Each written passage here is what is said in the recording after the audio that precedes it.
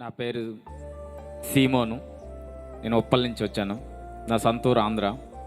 అయితే నా సాక్ష్యం ఏంటంటే గత 10 సంవత్సరాల నుంచి బాగా తాగేవాడిని. ఇంట్లో కూడా ఆర్థిక ఇబ్బందులు కూడా చేసేవాడిని. ఎలా పడితే అలా మాట్లాడేవాడిని. దగ్గరికి ఎవరిని చేరనిచ్చేవాడిని కానీ దోస్తులతో కూడా అలాగే తిరిగేవాడిని. కానీ ఒకరోజు నేను ఇంట్లో జూమ్ ఎందుకో మరి నేను యూట్యూబ్ చూస్తుండగా జూమ్ ఓపెన్ చేసి చూస్తుండగా అయ్యగారు ప్రార్థన ఏకీవిస్తున్నప్పుడు ఎంతోమంది తాగుబోతులు స్వస్థత చేస్తుండగా ఇదిగో నిన్నే అనేటప్పుడు దేవుడు నన్ను పిలుస్తున్నాడేమో అనిపించింది ఆ క్షణంలో. ఇదిగో నిన్న అన్నప్పుడు నా భార్య నన్ను తట్టి పిలుస్తున్నారు కదా, నిలబడొచ్చు కదా అన్నది.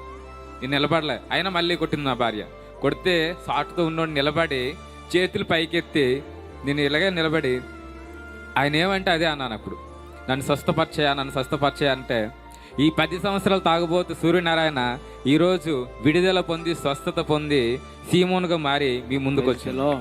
అంతేకాకుండా నేను శుక్రవారం నాడు ప్రార్థన అవుతున్న సమయంలో ఉదయం ఎప్పుడో జరిగింది, నాకు కూడా తెలియదు. ఊర్లో పిల్లలు ఉంటారు, చిన్నపిల్లలే చదువుకుంటారు మమ్మీ దగ్గర.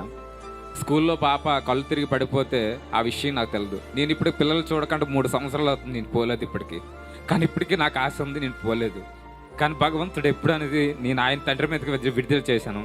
అయితే స్కూల్లో పడిపోతే ఆ విషయం సాయంత్రం 6 గంటలకు తెలిసింది. ఆల్రెడీ నాకు ఈ ప్రార్థన చేయి వేస్తుంటే నాకు అర్థం కాలేదు. అప్పుడు శుక్రవారం సాయంత్రం మమ్మీ ప్రేయర్లో ఉంటుండగా ఫోన్ వచ్చింది. మీ పాప స్కూల్లో పడిపోయింది అనుకుంటే మా పాపతో పాటు 6 పడిపోయారు. మా పిల్లలు ఇంట్లో ఉన్న ఫ్యామిలీ మొత్తం జ్వరాలతో ఇబ్బంది ఉన్నారు. వెంబటే ఫెయిర్ రిక్వెస్ట్ రాసుకొని ప్రేయర్లో ఏకీవిస్తుండగా తెల్లవారింటికి దేవుడు నాకు సువార్త చెప్పాడు, నీ ఫ్యామిలీ మొత్తం స్వస్థత పొందింది అనేసి. ఈ చిన్న సాక్ష్యం జూమ్లో సాక్ష్యం చెప్పారు కదా 10 సంవత్సరాలుగా తాగేవా? అవునండి. ఇంతకుముందు తాగేటప్పుడు ఎలా ఉంది అంటే మీ కుటుంబంలో సమాధానం ఉండేది కాదు. నెక్స్ట్ రాత్రి ఏ టైం అయ్యేదో తెలియదు, వచ్చేవాళ్ళు ఇంటికి.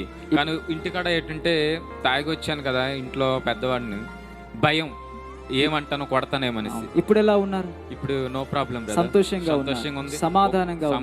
ఒకప్పుడు 100 రూపాయలు ఉంటే వైన్ షాప్కి వెళ్ళేవాడిని, ఇప్పుడు 5,000 రూపాయలు జోబులు పట్టుకొని తిరుగుతాను. ఇప్పుడు తాగాలనిపించట్లేదు. లేదు బ్రదర్. గట్టిగా చెప్పలు కొడదాం. నిజంగా తాగు నుంచి మద్యం నుంచి విడిపించబడితే ఆ కుటుంబం ఎంతో సంతోషం కదండి. గట్టిగా చెప్పలు కొడదాం మరొకసారి. దేవుడు నమ్మదగిన దేవుడు. 10 సంవత్సరాల నుంచి ఆ మద్యపానం నుంచి విడిపించబడ్డాడు. దేవుని